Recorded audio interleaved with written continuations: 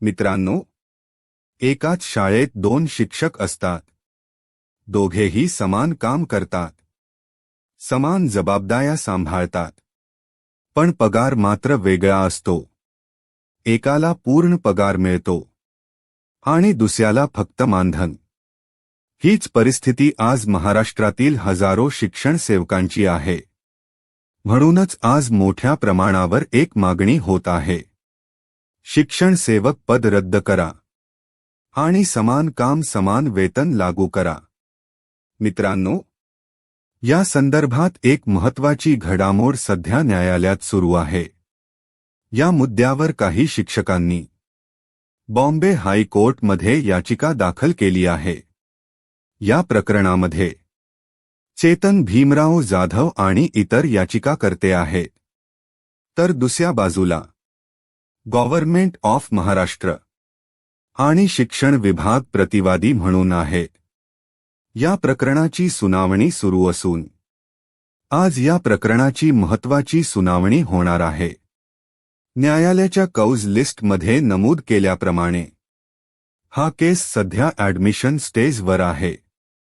याचा अर्थ असा की न्यायालय प्रथम ठरवणार आहे की ही याचिका पुढील सविस्तर सुनावणीसाठी स्वीकारायची की नाही. या प्रकरणात न्यायालयाने सरकारला उत्तर देण्यास सांगितले आहे. पण अजूनही सरकारकडून ॲफिडेव्हिट इन रिप्लाय म्हणजे अधिकृत लिखित उत्तर सादर झालेले नाही. तसेच काही तांत्रिक आक्षेप अजूनही दूर करण्यात आलेले नाहीत. सरकारी वकिलांनी मात्र रिस्पॉन्डेंट्सच्या वतीने नोटीस स्वीकारली आहे. म्हणूनच आता या प्रकरणाकडे हजारो शिक्षण सेवकांचे लक्ष लागले आहे. कारण जर न्यायालयाने ही याचिका स्वीकारली तर पुढील सुनावणीत शिक्षण सेवक पदाच्या धोरणावर मोठी चर्चा होऊ शकते. मित्रांनो, समान काम समान वेतन हा मुद्दा नवीन नाही. भारतीय राज्यघटनेमध्ये स्पष्ट सांगितले आहे, समान काम करणाऱ्या व्यक्तींना समान वेतन मिळाले पाहिजे.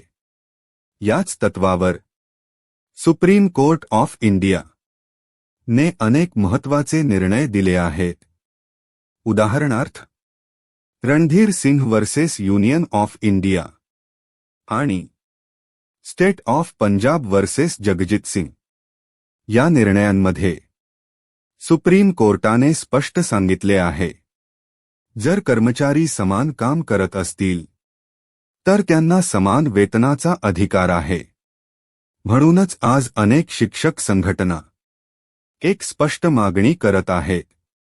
शिक्षण सेवक पद रद्द करा, थेट नियमित शिक्षक म्हणून नियुक्ती करा आणि समान काम समान वेतन लागू करा.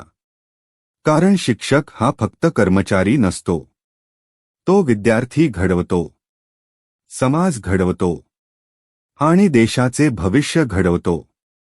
म्हणूनच आज प्रश्न असा आहे, समान काम करणाऱ्या शिक्षकांनाच समान वेतन कधी मिळणार? तुमचं मत काय आहे?